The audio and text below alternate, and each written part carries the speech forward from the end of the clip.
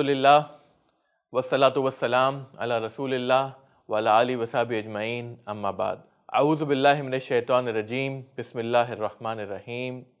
उदु इला सबील रब्बिका बिल हिकमा वल मौइज़तिल हसना वजादिलहुम बिल्लती हिय अहसन। रब्बि इश्रह ली सदरी व यस्सिर ली अमरी वहलुल उक़दतम मिन लिसानी यफ़क़हू क़ौली। मैं आप सबका दावा साइकोलॉजी के चौथे एपिसोड में खैर मक़दम करता हूँ। अस्सलामु अलैकुम व रहमतुल्लाहि व बरकातुहू। इंशाअल्लाह इस एपिसोड में हम कुछ साइकोलॉजिकल टेक्निक सीखेंगे कि किस तरह से लोगों के जो बिहेवियर हैं या इंसानों के जो बर्ताव हैं उनमें हम कैसे बदलाव ला सकते हैं। तो ये साइकोलॉजिकल टेक्निक्स इनको इस्लामाइज़ करके इंशाअल्लाह मैं आपके सामने पेश करूँगा और कुछ रियल लाइफ एग्जाम्पल्स आपके सामने दूंगा कि कैसे आप दूसरों के बर्ताव में, अगर वो नेगेटिव हैं या सही नहीं हैं, उनको कैसे पॉजिटिव बर्ताव में या पॉजिटिव बिहेवियर में कैसे चेंज कर सकते हैं। इमाम मालिक रहिमहुल्लाह, जब आप छोटे थे तो शायद बहुत कम लोगों को इस बात का पता होगा कि इमाम मालिक रहिमहुल्लाह बचपन में सिंगर बनना चाहते थे बड़े होकर, यानी कि he wanted to become a singer. लेकिन उनकी वालदा ने बिना सिंगिंग को बुरा कहे और बिना म्यूज़िक के ख़िलाफ़ बोले इमाम मालिक की जो एस्पिरेशन थी, उनकी जो ख्वाहिश थी, उनका जो ऑब्जेक्टिव था या उनका जो गोल था सिंगर बनने का, उसको चेंज कर दिया, उसको बदल दिया स्कॉलर बनने की तरफ, आलिम बनने की तरफ। अल्हम्दुलिल्लाह। तो ये कैसे हुआ? लोगों के जो एक्शंस हैं, लोगों के जो आमाल हैं, लोगों के जो बिहेवियर हैं, वो उनके गोल से जुड़े रहते हैं, यानी कि उनके मकसद से जुड़े रहते हैं। जैसा मकसद होगा वैसे ही उनके आमाल, वैसे ही उनके बर्ताव और उनके बिहेवियर होंगे। तो अगर हम किसी का मकसद बदल दें तो उसी मकसद के तहत उनके आमाल भी, उनके बिहेवियर भी और उनके बर्ताव में भी चेंज आ जाएगा। जैसे मिसाल के तौर पर सचिन तेंदुलकर जब छोटा था तो वो क्रिकेटर बनना चाहता था। तो अब उसके बिहेवियर जो था या उसके जो एक्शंस थे वो क्या थे? वो अपना मैक्सिमम टाइम किस चीज़ में लगाता था? तो पता चलता है कि उसका मैक्सिमम टाइम जो था वो क्रिकेटर बनने की वजह से जो है वो सिर्फ नेट प्रैक्टिस में लगाता था। मोहम्मद अली किले रहिमहुल्लाह, जिनका असली नाम कैशियस क्ले था, मोहम्मद अली वो बॉक्सर बनना चाहते थे, बल्कि वर्ल्ड चैंपियन, बॉक्सिंग के वर्ल्ड चैंपियन बनना चाहते थे। उनके जो कोच थे एंजेलो डंडी, वो कहते हैं कि Muhammad Ali was the first guy to hit the gym and he was the last guy to leave the gym. यानी कि सबसे पहले जो शख्स जिम में दाखिल होता था वो मोहम्मद अली था और जो सबसे आखिर में जिम से बाहर निकलता था वो भी मोहम्मद अली क्ले थे। तो इसका मतलब है कि उनका मैक्सिमम टाइम जो था वो वर्ल्ड बॉक्सिंग चैंपियन बनने के लिए उसकी प्रैक्टिस करना, जिम जाना, एक्सरसाइज करना, इसमें सर्फ होता था। बताया जाता है कि मोहम्मद अली के पास इतने पैसे भी नहीं होते थे कि वो बस करके अपने जिम तक जाएं, और उनका जिम उनके घर से 11 किलोमीटर दूर था। How many kilometres? 11 किलोमीटर, सोचिए आप। तो वो daily he used to run from his house to the gym 11 kilometers and then again he used to run from his house 11 kilometers back to home। 11 kilometre running करके gym जाते थे और 11 kilometre run करके वापस आते थे। तो मोहम्मद अली का मकसद था वर्ल्ड बॉक्सिंग चैंपियन बनना और उसी के तहत उनके एक्शंस थे, उसी के मुताबिक उनके जो थे बिहेवियर था उनका, और उनका बर्ताव, उनकी रोज़मर्रा की ज़िंदगी उसी के मुताबिक थी। फिर Muhammad Ali world boxing champion बन गए। उस टाइम पे उनका नाम कैशियस क्ले था, मुसलमान नहीं हुए थे। और वर्ल्ड बॉक्सिंग चैंपियन बनने के बाद उनके अंदर बताया जाता है कि बहुत तकब्बुर आ गया था। He was very arrogant.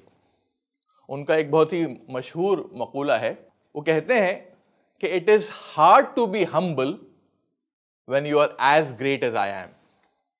यानी कि जितना मैं ग्रेट हूं, अगर कोई इतना ग्रेट हो जाए तो उसके लिए खाकसारी, उसके लिए तवाज़ु इख्तियार करना, इनकिसारी इख्तियार करना उसके लिए बहुत मुश्किल काम है। यानी जब आप मेरे जैसे ग्रेट हो जाएंगे, if you are as great as I am, Muhammad Ali कहते थे, तो यानी मेरे लिए तवाज़ो, खाकसारी, इनकिसारी, ये चीज़ें अख्तियार करना मेरे लिए बहुत मुश्किल काम है। तो he was so arrogant before he became a Muslim. मुसलमान होने से पहले वो बहुत ज़्यादा उनके अंदर किब्र और तकब्बुर पाया जाता था।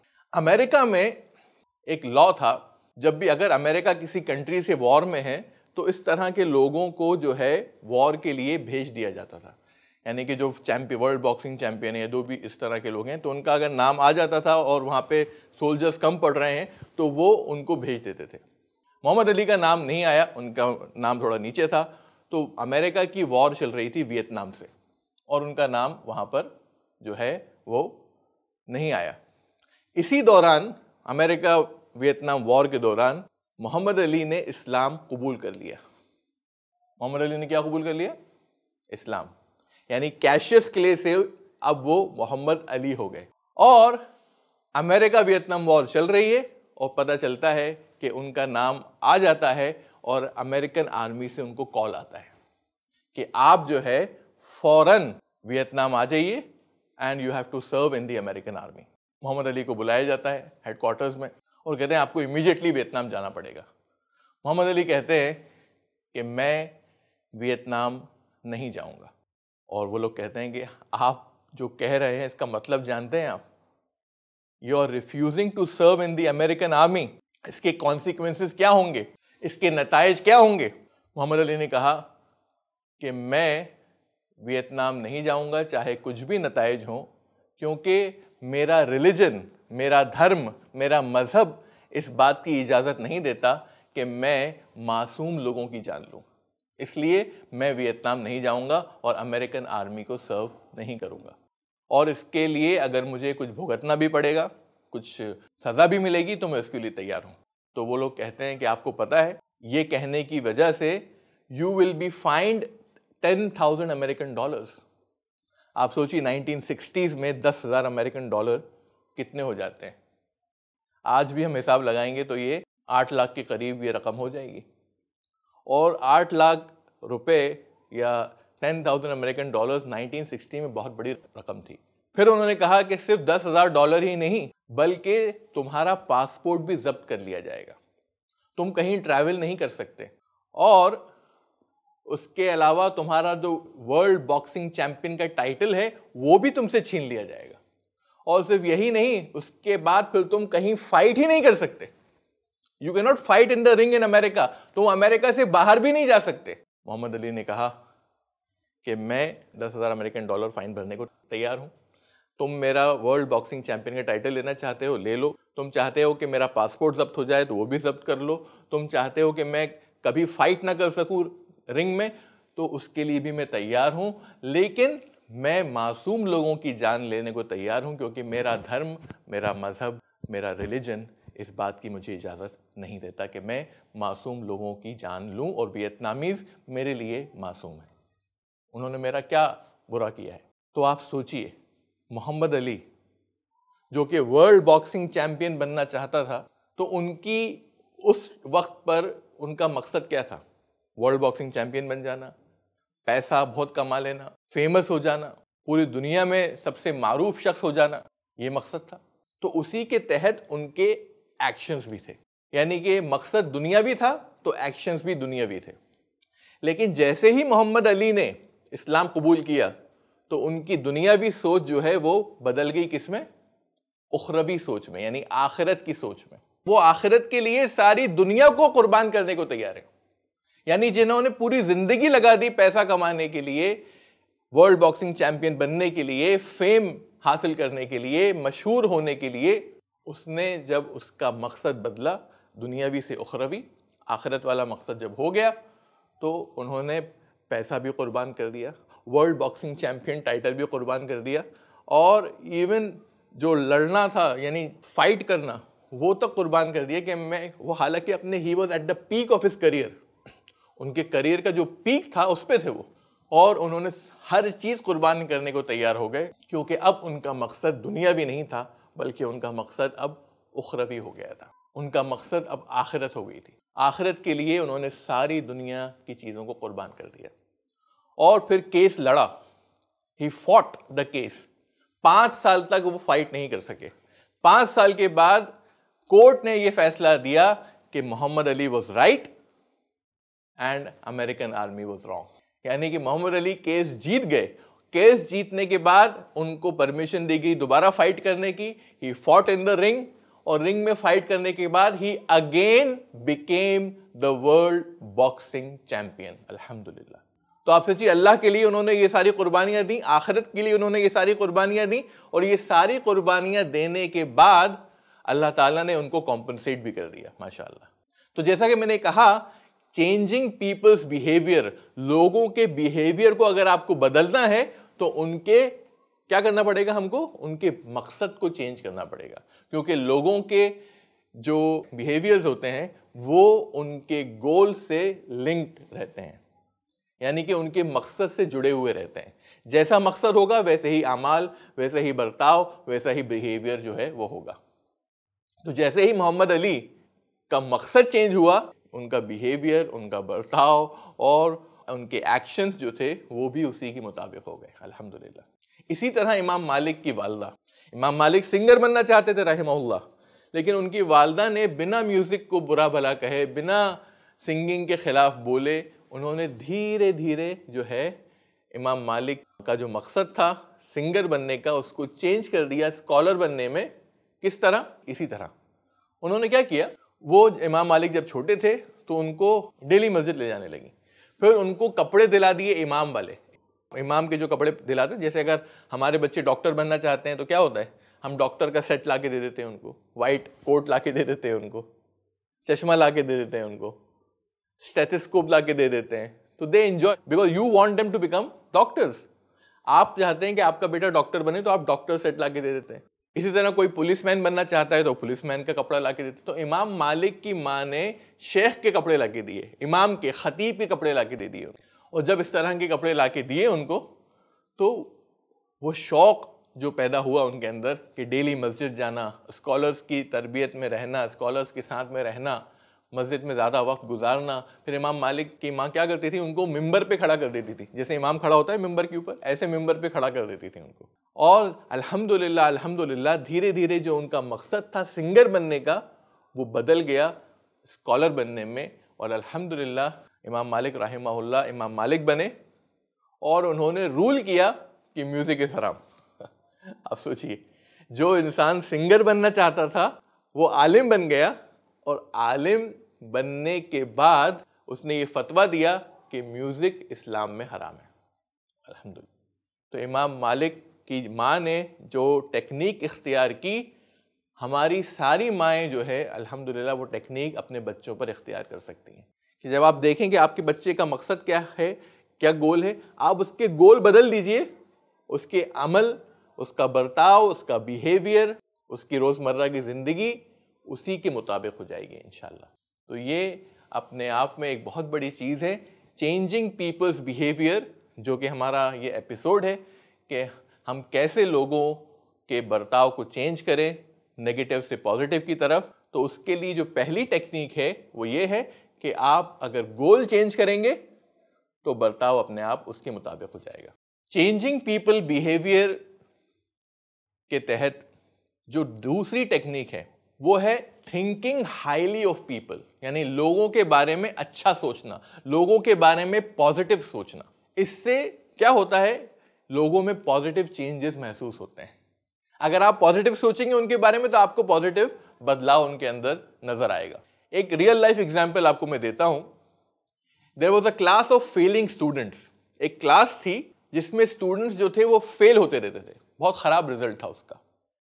तो प्रिंसिपल ने क्या किया, प्रिंसिपल ने नए टीचर को अपॉइंट किया और नए टीचर को कुछ नंबर्स दे दिए, आप समझ रहे।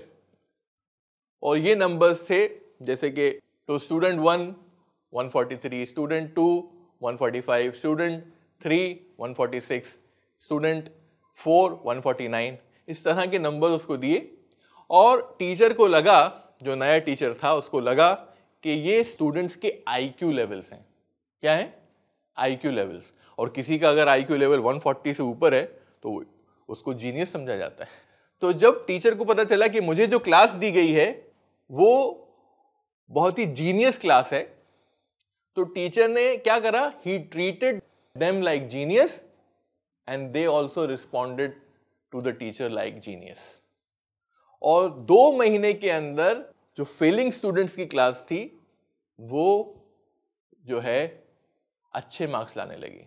तो प्रिंसिपल ने उस टीचर को बुलाया, उसने कहा ये स्टूडेंट्स तो फेल होते थे और कोई टीचर ये क्लास लेना नहीं चाहता था और तुमने 2 महीने में रिजल्ट चेंज कर दिए, तुमने 2 महीने में उनके मार्क्स जो है वो फेलिंग मार्क्स से जो है अच्छे मार्क्स हो गए उनके, क्या किया तुमने? उसने कहा कि जो आपने मुझे नंबर्स दिए थे ये उनके आईक्यू लेवल्स थे, तो मैंने उनको जीनियस की तरह ट्रीट किया, I treated them like genius and they lived up to it. तो प्रिंसिपल ने कहा एक्चुअली वो आईक्यू लेवल्स नहीं थे, वो क्या थे, वो लॉकर नंबर्स थे, हर स्टूडेंट का लॉकर नंबर था वो। And the teacher was shocked कि मुझे लगा कि वो उनके आईक्यू लेवल्स हैं, वो जीनियस हैं, तो मैंने उनको जीनियस की तरह ट्रीट किया और they lived up to it, उन्होंने उसी तरह मुझे रिस्पॉन्स किया, अल्हम्दुलिल्लाह। तो आप सोचिए कि अगर आप किसी के बारे में पॉजिटिव सोचते हैं, अच्छा सोचते हैं, तो सामने वाला भी पॉजिटिव रिस्पॉन्स देता है और उसके अंदर पॉजिटिव चेंजेस जो है दिखाई देते हैं, नजर आते हैं। बैटल ऑफ बद्र, जंग बद्र में नबी करीम सल्लल्लाहु अलैहि वसल्लम कहते हैं कि मैं देख रहा था कि कहीं कोई ऐसा सहाबी तो नहीं है जो बहुत ज्यादा यंग हो और वो जंग में हिस्सा ले रहा हो, क्योंकि मैं नहीं चाहता था कि बहुत कम उम्र के लोग जो है वो जंग में हिस्सा लें। अब्दुल्ला इब्ने मसूद कहते हैं रजी अल्लाह अन्हु कि मैं छुप रहा था नबी करीम सल्लल्लाहु अलैहि वसल्लम से, I was hiding my self, कि कहीं नबी करीम सल्लल्लाहु अलैहि वसल्लम मुझे ना देख ले और ये ना कहने कि अब्दुल्ला इब्ने मसूद रजी अल्लाह अन्हु तुम जो है जंग बद्र में हिस्सा नहीं ले सकते। तो जंग बद्र में बहुत से यंग सहाबा ने जो है हिस्सा लिया, बहुत से नौजवान सहाबा ने हिस्सा लिया माशाल्लाह। लेकिन नबी करीम सल्लल्लाहु अलैहि वसल्लम चाहते थे कि ऐसा नहीं कि बहुत ज़्यादा 8-9 साल के बच्चे नहीं हिस्सा ले लेंगे, तो उनको वो स्पॉट कर रहे थे। अब्दुल्ला इब्ने मसूद छुप रहे थे, मुझे ना देख लें और ऐसा नहीं कि मुझे मना कर दे नबी करीम सल्लल्लाहु अलैहि वसल्लम। और हम देखते हैं कि जंग बदर में अबू जहल को घोड़े पे से गिराने वाले 2 नौजवान सहाबी थे माशाल्लाह, और अब्दुल्ला इब्ने मसूद जिन्होंने अबू जहल की गर्दन मारी, जो उनके सीने पे चढ़कर बैठ गए थे, वो भी बहुत ही नौजवान सहाबा में से थे माशाल्लाह।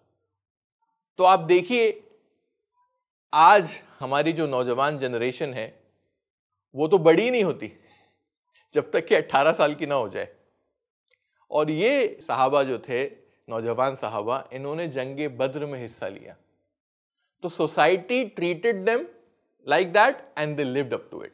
सोसाइटी ने, माशरे ने क्या करा, उनको जंग में हिस्सा लेने दिया और सोसाइटी ने ये महसूस किया कि ये लोग केपेबल हैं जंग में हिस्सा लेने के लिए, और अल्हम्दुलिल्लाह उन लोगों ने जंग में बेहतरीन परफॉर्मेंस दिया और उन्होंने ये साबित कर दिया कि तुम लोगों का जो डिसीजन था कि हम हिस्सा ले सकें जंग बदर में, ये डिसीजन जो था वो सही था, और उन्होंने अल्हम्दुलिल्लाह उसी तरह के पॉजिटिव चेंजेस दिखाए।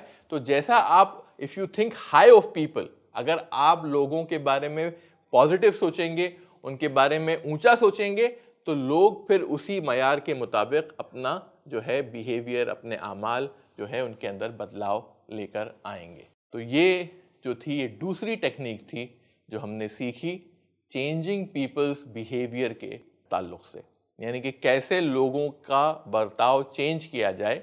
और हमने देखा पहली टेक्निक थी कि लोगों के जो बिहेवियर्स होते हैं, लोगों के जो बर्ताव होते हैं, लोगों के जो आमाल होते हैं, वो किस चीज़ से जुड़े होते हैं, उनके मकसद से। तो अगर उनका मकसद बदल दिया जाए तो उनके आमाल भी वैसे ही हो जाएंगे। दूसरी टेक्निक सीखी हमने थिंकिंग हाईली ऑफ पीपल, लोगों के बारे में ऊंचा सोचना, पॉजिटिव सोचना। तो अगर आप किसी के बारे में पॉजिटिव सोचेंगे, अच्छा सोचेंगे, ऊंचा सोचेंगे, तो लोग फिर उसी के मुताबिक जो है रिस्पॉन्ड करेंगे और उनके अंदर पॉजिटिव चेंजेस जो हैं, बदलाव जो हैं, वो आपको नजर आएंगे। तीसरी टेक्निक जो है वो है making the problem feel easy to overcome, यानी कि कोई भी बहुत बड़ा मसला है, कोई शख्स आपके पास आता है, अरे मैं बहुत प्रॉब्लम में हूँ, मेरे साथ ऐसा मैटर पेश आ गया, मेरे साथ इतनी प्रॉब्लम पेश आ गई, तो उस मैटर को आप जो है बहुत बड़ा इशू मत बनाइए। आप कहें काम डाउन, बैठो आराम से, हम जो है इसको बैठकर सॉल्व करेंगे। तो किसी भी प्रॉब्लम को आसानी से हैंडल करना, प्रेशर में ना आना, कूल और काम एटीट्यूड से काम लेना, इससे बहुत फ़ायदा होता है। जैसे कि मिसाल के तौर पर जब कोई बच्चा गिर जाता है तो क्या करता है वो? सबसे पहले रोता है? नहीं, रोने से पहले भी वो कुछ करता है। क्या करता है? जैसे ही बच्चा गिरता है तो सबसे पहले वो अपने माँ बाप के चेहरों की तरफ देखता है। तो अगर माँ बाप में से किसी ने कहा अरे मेरा बच्चा, और वो पैनिक किया उन्होंने, तो बच्चा फौरन रोने लगता है। फिर उसका रोना शुरू होता है क्योंकि माँ घबरा गई। लेकिन अगर बच्चा गिरता है और देखता है कि कुछ भी नहीं हुआ और अब्बा ने कहा चलो चलो कोई बात नहीं उठो, तो फिर बच्चा रोता नहीं है और उठ जाता है। तो इसे हम कहते हैं making the problem feel easy to overcome. यानी कि अगर कोई प्रॉब्लम लेके आपके पास आता है तो आप उसको और बड़ी प्रॉब्लम मत बनाइए, बल्कि उस प्रॉब्लम को कम करने की कोशिश कीजिए और उसको ढारस दीजिए कि इंशाल्लाह हम इस प्रॉब्लम को जो है चेंज करें, इस प्रॉब्लम को सॉल्व करेंगे। यानी कि जब आप इस तरह का रिस्पॉन्स देंगे अगर उनको, तो आप देखेंगे कि उनके अंदर पॉजिटिव चेंजेस आएंगे और उनका जो घबराया हुआ एटीट्यूड होगा वो अपने आप शांत हो जाएगा, काम हो जाएगा इंशाल्लाह। तो हमने इस एपिसोड में 3 टेक्निक सीखी बिहेवियर बदलने के लिए। पहली टेक्निक, गोल अगर चेंज करेंगे तो एक्शंस वैसे ही उसके मुताबिक हो जाएंगे। दूसरी टेक्निक, लोगों के बारे में ऊंचा सोचना, ऊंचा सोचेंगे तो लोग उसी मयार के मुताबिक जो है आपके साथ बर्ताव करेंगे और उनके अंदर पॉजिटिव चेंजेस आप महसूस करेंगे। और तीसरी चीज़, अगर कोई इंसान बहुत बड़ी प्रॉब्लम लेकर आपके पास आता है तो आप उस प्रॉब्लम को और मैग्नीफाई करने के बजाय, उसको और ये बताने के बजाय कि ये बहुत बड़ी प्रॉब्लम है, आप क्या करिए, आप उसको बैठिए, उसको पॉजिटिवली हैंडल कीजिए। उस प्रॉब्लम को जो है मैग्नीफाई मत कीजिए, उस प्रॉब्लम को बड़ा मत बताइए, बल्कि उस प्रॉब्लम को कहिए कि हाँ इंशाल्लाह हम इसको सॉल्व करेंगे, कोई इतनी बड़ी बात नहीं है, ये लोगों के साथ तो प्रॉब्लम्स होती रहती हैं और ये उन्हीं प्रॉब्लम में से एक प्रॉब्लम है आज जो आपके साथ हो रही है और इसका आसानी से हम जो है हल निकाल सकते हैं। तो आप देखेंगे कि सामने वाले के अंदर आपके पॉजिटिव एटीट्यूड की वजह से उसके अंदर पॉजिटिव चेंजेस आएंगे। तो इन्हीं 3 टेक्निक्स पर मैं अपनी बात को आज ख़त्म करता हूँ। इंशाल्लाह हम अगले एपिसोड में हम बिहेवियर के ही ताल्लुक से और टेक्निक्स जो हैं, हम कैसे लोगों का बिहेवियर चेंज कर सकते हैं, उसके ताल्लुक से हम और टेक्निक्स सीखेंगे जो कि प्रैक्टिकल टेक्निक्स हैं। आखिर में मैं यही कहूँगा कि आप इन टेक्निक्स को जो है अप्लाई कीजिए। आप जैसे ही इन टेक्निक्स को अप्लाई करेंगे इंशाअल्लाह अल्लाह ताला की तरफ से आप देखेंगे कि सामने वाले के अंदर जो है रिजल्ट्स आपको महसूस होंगे। तो करना क्या है? अप्लाई करना है। व आखिर दावाना अनिल हम्दुलिल्लाहि रब्बिल आलमीन। ऐसे ही और वीडियोस बनाने में हमारी मदद करें